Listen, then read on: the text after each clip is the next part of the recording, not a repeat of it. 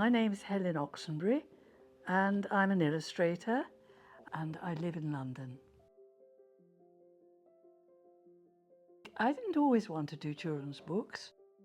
When I left art school, I specialised in theatre design, which is what I thought I wanted to do.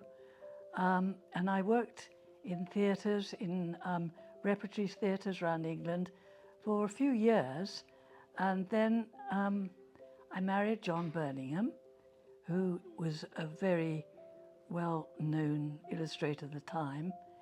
And I watched him illustrate children's books, and I thought it looked such a lovely thing to do. And I thought I'll have a go at that. I suppose it starts with your imagination.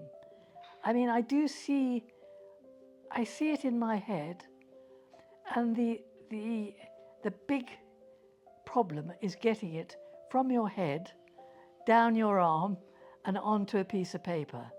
And it often takes many, many times before you're actually satisfied that you've got what you want. When I started, we were all using pen and ink and cross-hatching for shadow and all that sort of thing. And then you added the colour afterwards. Anyway, I loved Japanese prints, the simplicity and the beautiful colour and this sensitive line. And I tried to go in that direction. The book I'm most proud of is probably So Much, which was written by Trish Cook.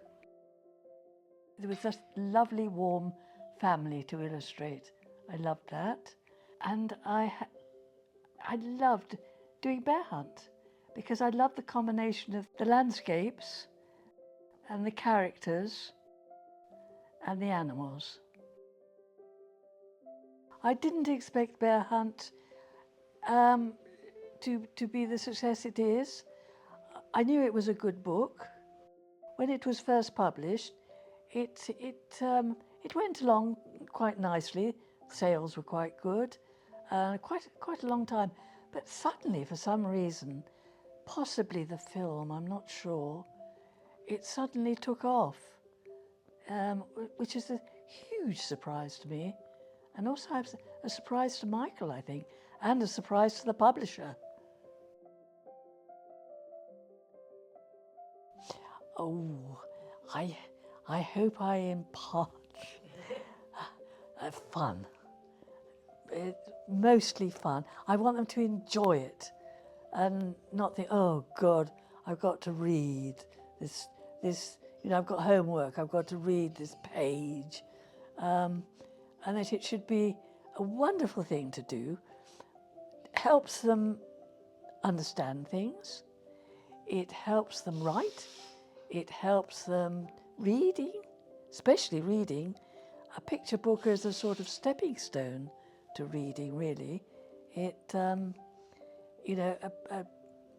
pages of text is not the most exciting thing, but if you've got illustrations to look at, you'll tackle the text to see what's going on.